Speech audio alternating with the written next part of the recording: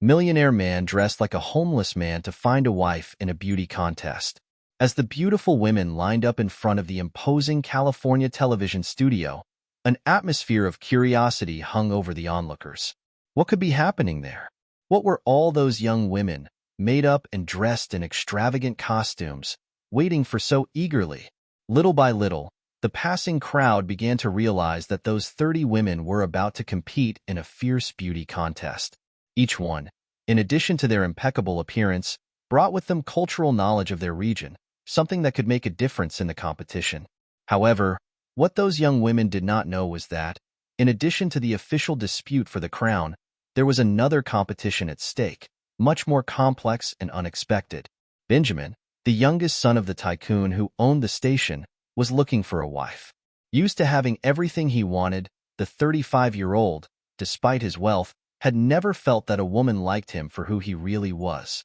Tired of meeting gold diggers, he decided that his future wife should be one of the candidates in the contest, but with one condition. She must be detached from money. It was then determined to put an unusual plan into practice. Benjamin knew that if the girls discovered his true identity, they would all do anything to win him over. And so, with the help of the network's best makeup and characterization professionals, he transformed into a beggar, hiding his true appearance under a skillful disguise. With worn-out clothes and makeup simulating dirt, he barely looked like the heir to one of the country's greatest fortunes. Even so, his face was still beautiful, a detail that he knew could attract girls. But now he could observe their genuine reactions. While Benjamin was preparing, Emily, the producer's assistant responsible for organizing the contest, was dealing with the 30 candidates. Emily, a 30-year-old woman, was known for her competence, but also for her sloppiness. Her hair was always messy, usually without makeup, and her clothes were often wrinkled or tattered.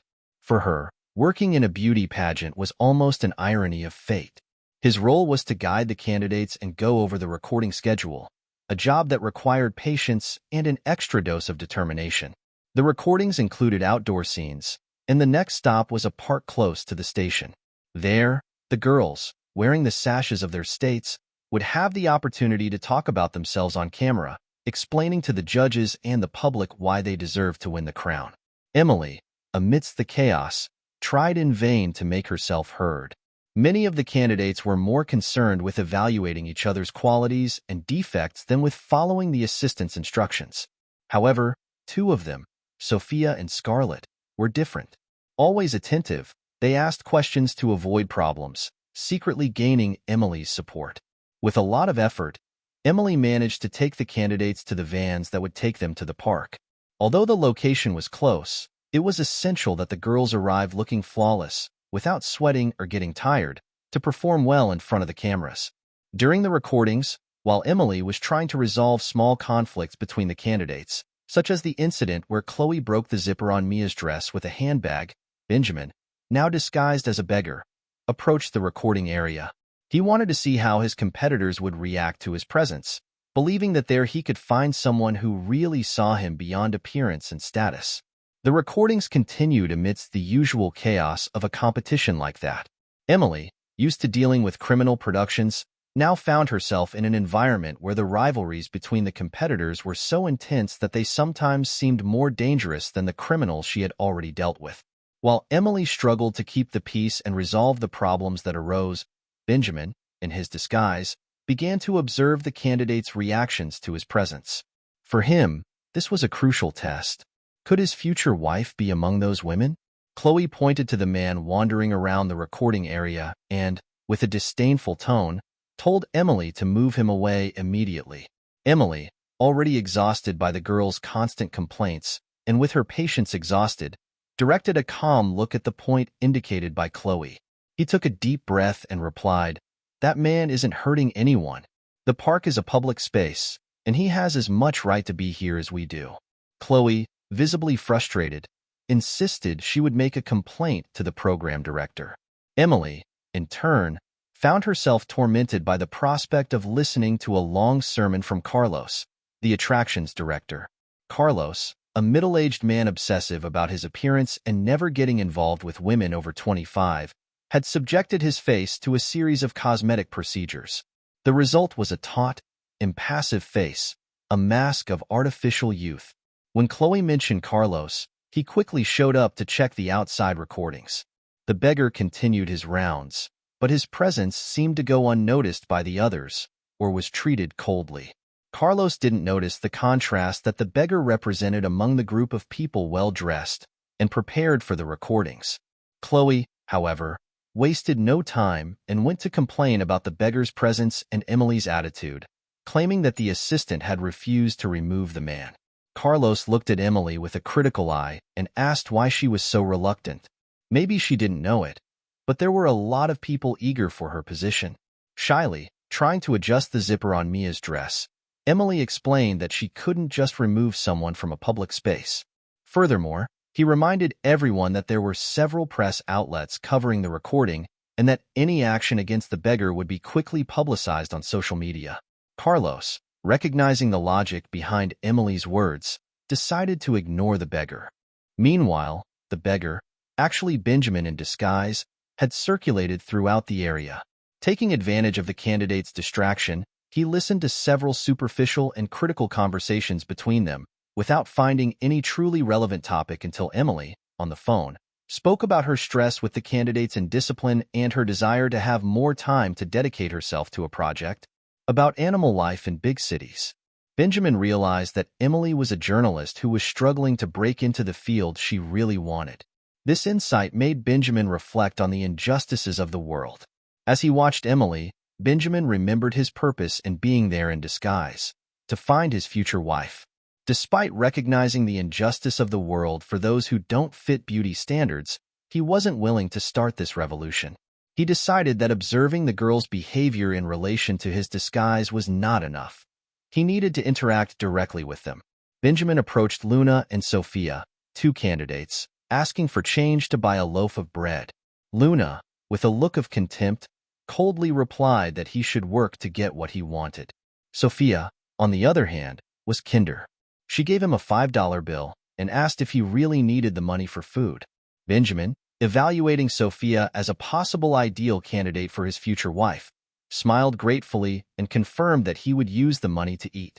Sophia, still not completely convinced, commented that her boyfriend always said that helping others was important, regardless of the purpose of the money.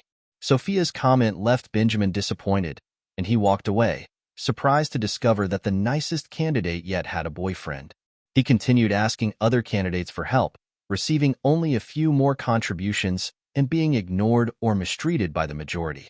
When the recording was almost over, Benjamin saw Emily sitting in the shade of a tree with a sad expression. Even without a particular interest in her, he felt the need to get closer.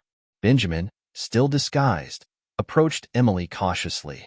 She was startled a little when she noticed his shadow approaching. Prepared to be ignored again, he was surprised when Emily laughed, apologizing for the shock and mentioning her exhaustion with the situation.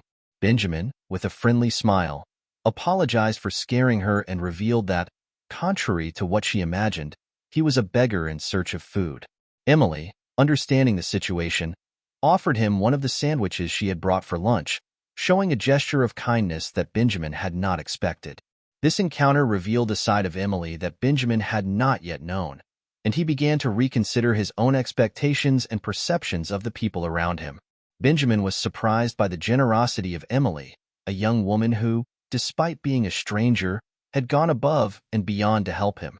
Her presence was causing a series of problems for her, mainly because the contest candidates were clearly uncomfortable with the situation.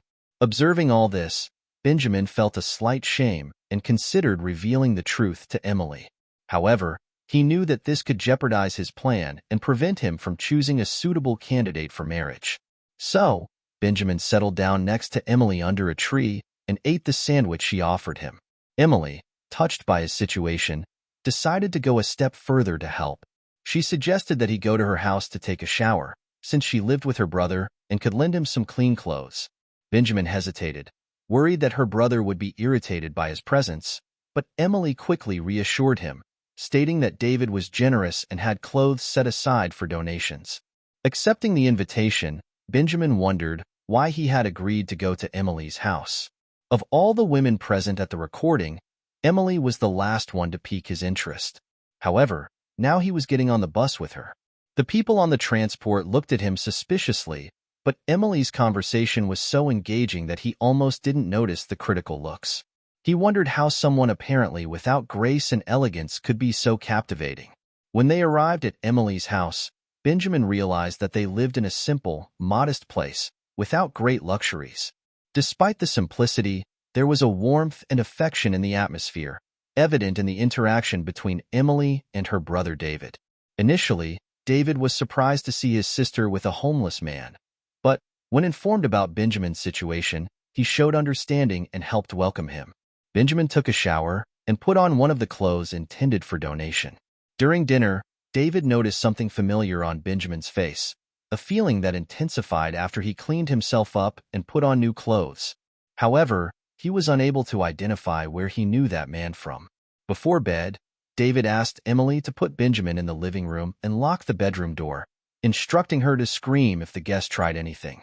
Although she knew it was unwise to welcome strangers, Emily was not afraid as she did not believe Benjamin posed a threat. However, something seemed off about the situation. As she lay down, Emily reflected on the difference between Benjamin's appearance and his behavior, noticing that despite his appearance as a beggar, he did not act like one. Emily would never have imagined that the man in simple clothes was, in fact, the son of the owner of the station she worked for. The next day, after breakfast with David, Benjamin asked to accompany Emily to the station. Worried about possible problems with the candidates, Emily questioned his intention in going there. Benjamin explained that he wanted to return to the place where he used to ask for help. David, attentive, offered a job opportunity at the factory where he worked, highlighting that the job on the assembly line required goodwill and attention.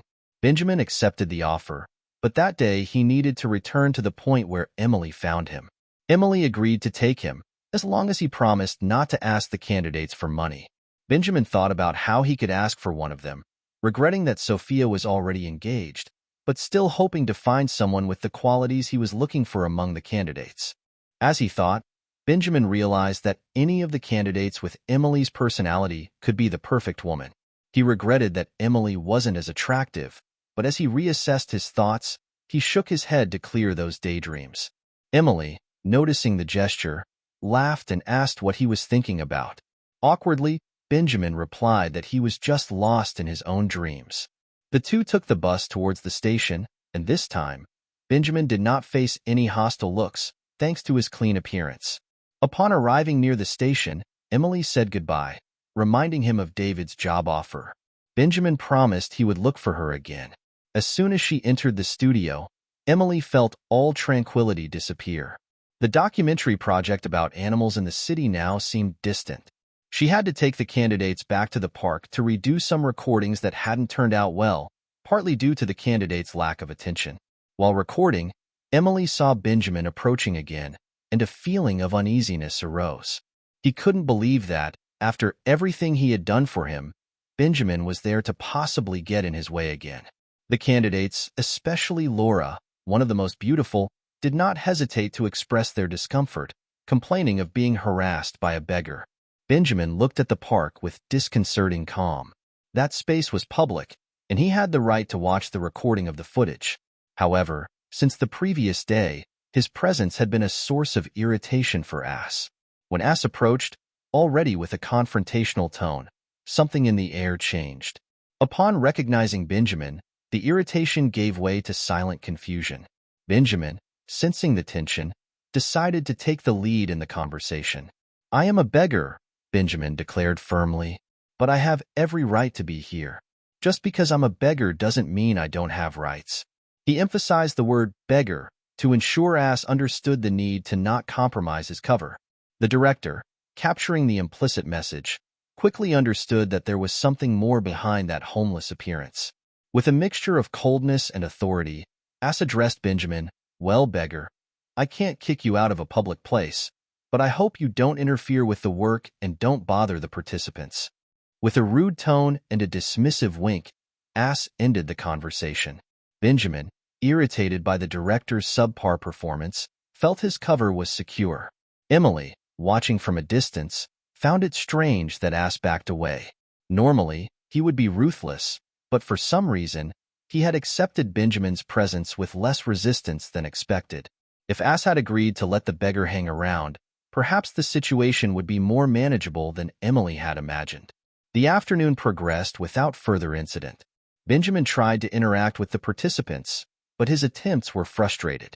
The only meaningful interaction was when, under the shade of a tree, he shared a sandwich with Emily. She offered him the chance to stay the night at her house again, but Benjamin refused without giving further explanation, then walked away. Emily felt a mix of sadness and frustration at Benjamin's indifferent attitude. The next day, Emily was busy. The beauty pageant would be broadcast live that night. In the morning, she had a quick coffee with her brother, David, and told him about the previous day's events. David, upon hearing Emily's account, was angered by the way Benjamin had treated his sister. Observing that, despite living on the street, Benjamin behaved politely and correctly, David began to suspect the authenticity of his situation. He couldn't shake the feeling that he knew Benjamin from somewhere. Taking advantage of his day off, David met his girlfriend Nadia, whom he loved to tell about the events at Emily's work. While showing the station's social media to illustrate the stories he was telling, David found a photo of the station's heirs. To his surprise, Benjamin was among them. The familiarity of his face confirmed that he had seen Benjamin before, on the station's social media. Now the question was, why was the station's heir pretending to be a beggar and taking shelter in an assistant's house without mentioning his true status? David decided he needed to inform his sister of Benjamin's true identity. He took a screenshot of the photo and sent it to Emily. However, the message was ignored due to growing confusion behind the scenes at the pageant, where Emily was busy dealing with fights between eliminated candidates and those still competing. The tension only increased as the start time of the program approached. Emily struggled to stay calm, thinking that if she hadn't gone crazy yet, she wouldn't go crazy anymore. The contest started at 10 p.m., punctually. The eliminatory test took place, and Emily had to prepare to break up fights and prevent the eliminated candidates from damaging the clothes and hairstyles of those who remained. Sophia and Scarlett, the two candidates who were friendly to Emily, were still in the competition. Emily was rooting for one of them, but Chloe, a strong candidate, was also in the running. Emily found it strange that Chloe was in the final, especially considering her behavior when she thought Benjamin was just a beggar. The discrepancy between Benjamin's speech about appearances and Chloe's continued participation in the competition made Emily question the veracity of Benjamin's words. After a long commercial break, it was time to announce the grand champion. The atmosphere was charged with expectation.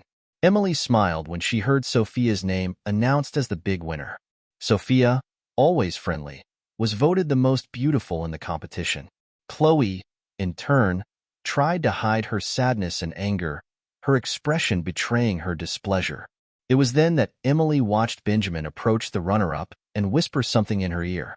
The young woman smiled, nodding her head. Before long, Emily learned that Benjamin had asked Chloe out backstage. The whispers spread quickly.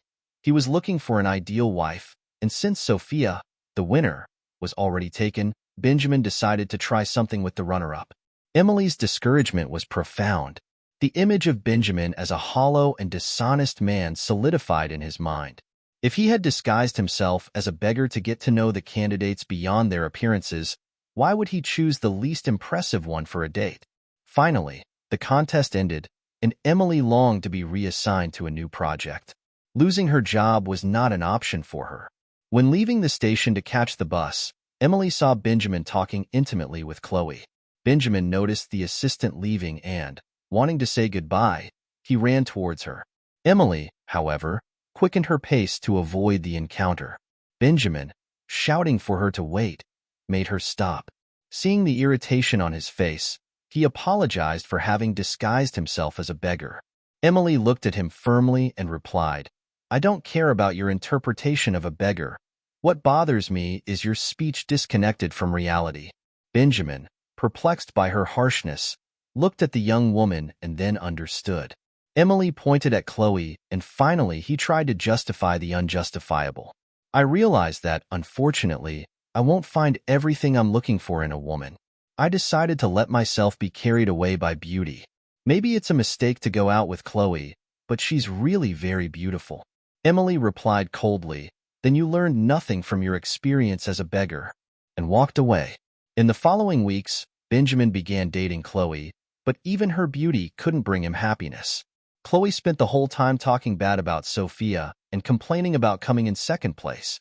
When she started with this subject, Benjamin remembered the conversations he had with Emily, under the tree, eating sandwiches, or at the assistant's house. He made an effort to reassign Emily to the station's journalism sector, wanting her to have good job opportunities, despite her criticism. In time, Benjamin learned that Emily was doing very well in her new job. Finally, he took courage and went to the department where she worked. Observing her from afar, he realized that, although she didn't have the standard beauty of the pageant participants, Emily was, in fact, very beautiful. It was then that he understood that she was always the one he really wanted. That day, Benjamin didn't speak to Emily. Instead, he ran to find Chloe and, to her surprise, ended the relationship, claiming they were too different. Confused and disappointed, Chloe didn't understand why. Benjamin then looked for Emily again, this time with 2 sandwiches in a bag. He asked her if she would agree to have lunch with him under a tree. Despite being confused, Emily accepted, curious. During the conversation, Benjamin asked if they could go out to get to know each other better. After a pause that seemed interminable, Emily agreed, but on one condition. In addition to gaining her sympathy, he would have to earn David's forgiveness. Concerned, Benjamin asked if Emily's brother was mad, and she laughed, explaining that it was just a joke. In fact, David found it amusing to see a rich heir trying to pass himself off as a beggar. Benjamin learned the hard lesson that judging by appearance alone is a mistake. In the end, he realized that he acted in the same way as the candidates who belittled him. So, did you like the video? If you liked it, don't forget to leave yours like. Your support makes all the difference and helps us continue to bring you more amazing content. Do you have any opinions, questions, or suggestions? Leave a comment below. I love reading and responding to what you have to say. And if you are not yet subscribed to the channel, subscribe now and activate the bell so you don't miss any news. We have new videos every week, and you won't want to miss out. Thanks for watching, and see you in the next video.